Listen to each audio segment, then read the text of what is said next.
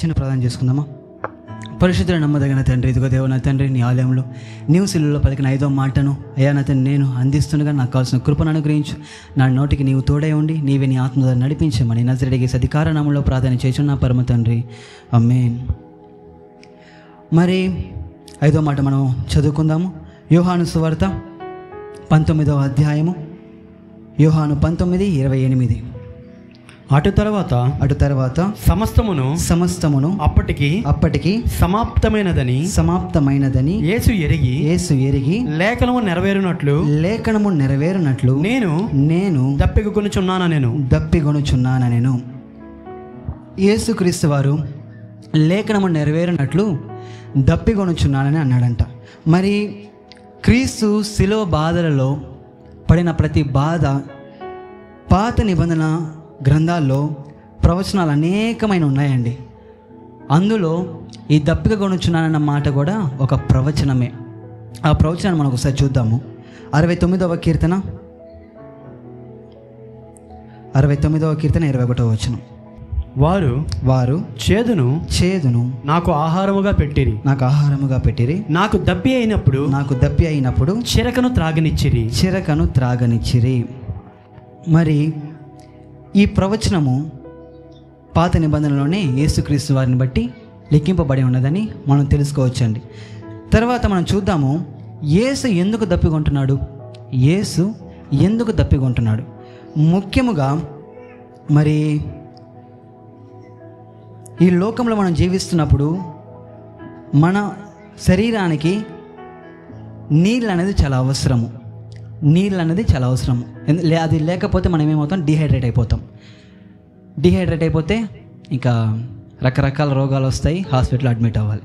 So యేసుక్రీస్తు వారు ఆ శిలువ యాగములో ఆ శిలువపై ఉన్నప్పుడు దప్పికొనుచున్నాను అని అంటాడనమాట. దప్పికొనుచున్నాను అన్న అర్థంలో మరి ఒక మాటను మనం చూద్దాము. యోహాను 4:13-14 వచనాలను చదువుకుందాము.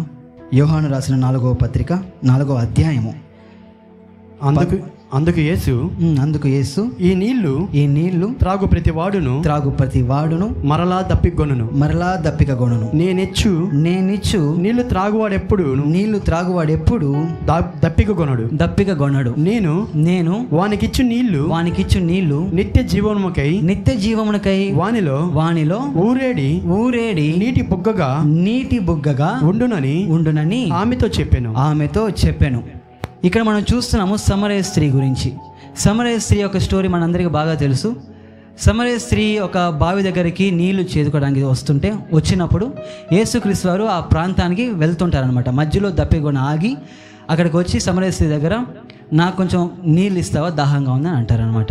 దాని తర్వాత ఆమంటది, సమరయ స్త్రీ అయిన నేను యూదుడివైన నీకు నీళ్ళు ఇచ్చుటకు నేను ఏ పాటి దానిని, అంటే నాకు అర్హత ఉందా అంటే ఆ రోజులో సమరయులు వచ్చి చాలా లో అనమాట, యూదులు కొంచెం హై అనమాట.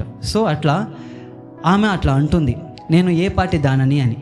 దాని తర్వాత యేసుక్రీస్తు వారు అంటారు, నేను నీకు ఇచ్చిన నీళ్ళు త్రాగితే నీవెన్నడూ కూడా దప్పికొనవు అని. అప్పుడు ఆమె అంటది, అవునా యేసయ్య నాకివ్వు, అవునా ప్రభువా నాకివ్వు అంటదన్నమాట. దాని తర్వాత ఎందుకంటది, రోజు నేను ఇట్లా వచ్చి ఆ నీళ్లు తీసుకొని ఆ బావిలో నీళ్ళు తోడుకొని మళ్ళీ పోవాలి, ఇట్లంతా కాకుండా నువ్వు ఒకసారి నాకు నీళ్ళు ఇచ్చేసావంటే ఆ నీళ్ళు ఆ జీవజలం నాకు కానీ ఇచ్చావంటే నాకు ఎప్పుడు ఇంకా దప్పిక అయ్యేది కదా అన్నది. కానీ యేసుక్రీస్తు వారు అక్కడ ఏమని అంటున్నారంటే,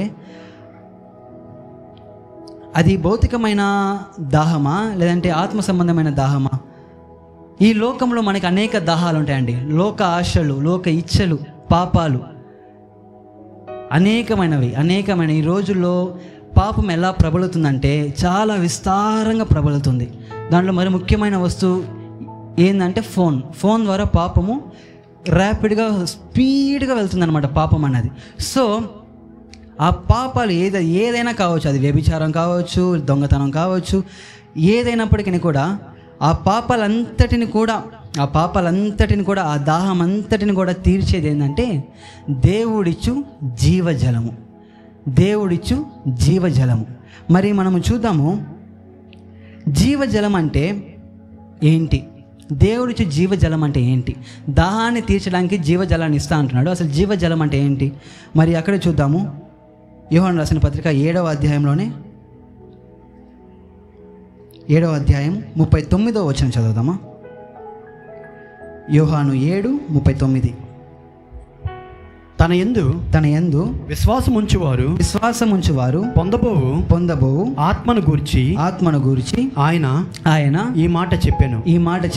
యేసు ఇంకను మహిమపరచబడలేదు గనుక ఆత్మ ఇంకను అనుగ్రహింపబడి ఉండలేదు. ఇక్కడ మనం చూస్తున్నాము, తన యందు విశ్వాసం ఉంచువారు పొందుబోవు ఆత్మను గూర్చి ఆయన ఈ మాట చెప్పాను. ఆత్మను గురించి యేసుక్రీస్తు ఈ మాట చెప్తున్నారంట. సో మనం ఇక్కడ చూస్తున్నాము, లోకాశలు లేదా పాపం అనగా దాహము, దప్పిక, ఈ లోకంలో వేసే దప్పిక, దాహము. కానీ దేవుడు అంటున్నాడు, నేను నీ దప్పికను తీరుస్తా. ఎలా అంటే జీవజలాన్ని ఇస్తా. ఆ జీవజలం ఏంటంటే పరిశుద్ధాత్మను. ఈ లోకంలో మనము జయించలేని వాటి అంతటిని కూడా ఒక్క దానితో మనం జయించగలం. అది దేనితో అంటే పరిశుద్ధాత్మ మూలముగా. పరిశుద్ధాత్ముడు మనలో ఉన్నప్పుడు మనం ప్రతి పాపాన్ని కూడా జయించగలము. జయించే శక్తిని పరిశుద్ధాత్మ దేవుడు మనకు అనుగ్రహిస్తాడు. తర్వాత మనం ఇంకొక సందర్భాన్ని చూద్దాము. అదే 7వ అధ్యాయంలోనే 37-38 వచనం చదువుదామా. ఆ పండుగలో మహాదినమైన అంత్యదినమున యేసు నిలచి ఎవడైనను దప్పిక కొనిన ఎడల నా యొద్దకు వచ్చి దప్పి తీర్చుకొనవలెను. నా యందు విశ్వాసముంచువాడెవడో లేఖనము చెప్పినట్టు వాని కడుపులో నుండి జీవజల నదులు పారునని బిగ్గరగా చెప్పెను. ఇక్కడ దేవుడు అంటున్నాడు, ఏమంటున్నాడు? జీవజల ఊటలను నీ కడుపులో నుంచి, నీ ఓంలో నుంచి నేను ప్రవహింపజేస్తాను. అనగా ఏంటంటే పరిశుద్ధాత్మ నీలో నింపి నీ నుండి గొప్ప కార్యములు నేను నీ ద్వారా జరిగిస్తాను. దానికి నువ్వేం చేయాలి? ఈ లోకంలో ఉన్న సమస్తాన్ని విడిచిపెడితే, ఈ లోకంలో ఉన్న సమస్తాన్ని, దుర్నీతిని విడిచిపెడితే, పాపాన్ని విడిచిపెడితే, ఆయన ఆత్మను, పరిశుద్ధాత్మను పొందుకోగలిగితే జీవజలాన్ని ఆయన ఇస్తాడనమాట. దాని తర్వాత విశ్వాసులకు శాశ్వత కాలము ఈ లోకంలో దప్పికే, దాహమే. నిజమే కాదా? ఒకటి తర్వాత ఒకటి. డబ్బు కావాలా? ఈరోజు డబ్బు అనుకోండి, ఈరోజు 100 రూపాయలు కావాలి. 100 రూపాయలు వచ్చింది, తర్వాత ఇంకో అవసరం మనకు కనపడుతుంది, మన ఆలోచనలోకి వస్తుంది, ఇంకో 100 రూపాయలు కావాలనిపిస్తుంది. 100 రూపాయలతో మన హృదయం ఏమవుతుంది? ఆగదు. సో అట్లాగా డబ్బే కాదు, 4 చెప్తున్నా ఎగ్జాంపుల్గా. అది ఏ పాపమైనా కావచ్చు, అది వ్యభిచారం కావచ్చు, లేదా ఇంకేమైనా అశ్లీలమైన ఏదైనా కావచ్చు. మనము ఆ దప్పికని తీర్చుకోలేమన్నమాట. అంటే కావాలనిపిస్తుంది. కానీ ఇక్కడ ఏమంటున్నాడంటే, ఈ లోకంలో దప్పిక ఎప్పుడు ఉంటుంది, కానీ నా ఆత్మను పొందుకుంటే ఆ దప్పిక తీర్చి జీవజలాన్ని ఇస్తా అంటున్నాడు. కానీ విశ్వాసులకు శాశ్వత కాలము దప్పిక వేయకూడని స్థలం ఒకటి ఉంది. ఎక్కడ? పరలోకము. ఆ వచనం ఒకసారి చూద్దాము. ప్రకటన గ్రంథము 7వ అధ్యాయము, ప్రకటన 7:16-17 వచనాలు. వారికి ఇక మీదట ఆకలి అయినను దాహమైనను ఉండదు. సూర్యుని ఎండైనను ఏ వడగాలైనను వారికి తగులదు. ఏలయనగా సింహాసన మధ్యమందుండు గొర్రెపిల్ల వారికి కాపరి అయి జీవజలముల బుగ్గల యొద్దకు వారిని నడిపించును. దేవుడే వారి కన్నుల నుండి ప్రతి బాష్ప బిందువును తుడిచివేయును. ఈ లోకములో ఏముంటుంది? శ్రమ. ఇంకో మాట చెప్తాను, క్రీస్తుని నమ్ముకుంటే కలుగుతున్నది ఏది? క్రీస్తుని నమ్ముకుంటే కలిగేది ఏది? శ్రమే. ఈ లోకములో జీవించే కాలం అంతా కూడా శ్రమే. కానీ ఆ ప్రతి శ్రమలో దేవునికి మనం నమ్మకంగా నీతిమంతులుగా జీవించగలిగితే పరమందు మనకి ఏమేమి ఉండదంట. 16వ వచనం, ఇక మీదట ఆకలి ఉండదంట, దాహం ఉండదంట, సూర్యుని ఎండగాని వడగాలైనని వారికి తగలదంట. దాని తర్వాత ఏముంటుంది? నెక్స్ట్ వర్స్లో, సింహాసన మధ్యముండు గొర్రెపిల్ల వారికి కాపరి అయి. ఇక్కడ యేసుక్రీస్తు మనకి కాపరిగా ఎలా ఉన్నారో, పరలోకంలో కూడా మనకి యేసుక్రీస్తు అలా కాపరిగా ఉంటూ జీవజలముల బుగ్గల యొద్దకు వారిని నడిపించి దేవుడే వారి కన్నుల నుండి ప్రతి బాష్ప బిందువును తుడిచివేయును. ప్రతి కన్నీటిని, ప్రతి బాష్ప బిందువుని ఆయన లెక్కిస్తున్నాడు. ఆయన బుడ్డిలో దాస్తున్నాడు ప్రతి ఒక్క కన్నీటి చుక్కని. అక్కడికి వెళ్ళిన తర్వాత ప్రతి కన్నీటిని ఆయన నాట్యముగా మార్చి ప్రతి బాష్ప బిందువును ఆయన తుడిచి వేస్తాడంట.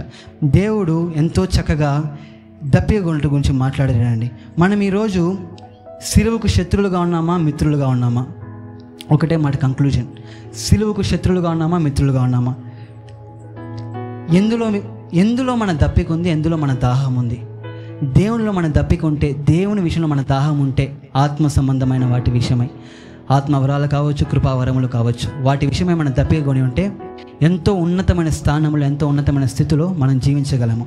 అదే రీతిగా దేవునికి శత్రువులుగా మనం మారితే, అంటే జీవించే జీవితంలో ఏదైనా పాపానికి బానిసగా మనం మారితే, దేవుని ఆజ్ఞకు విధేయులు కాక అవిధేయులుగా జీవిస్తే దేవునికి శత్రువులుగా మారతామంట. సో దేవుని యొక్క దప్పిక ఏంటి? మనము నీతిమంతులుగా జీవిస్తూ ఆయన రాజ్యంలో నీతిమంతులుగా ఉండాలన్నదే ఆయన దప్పిక.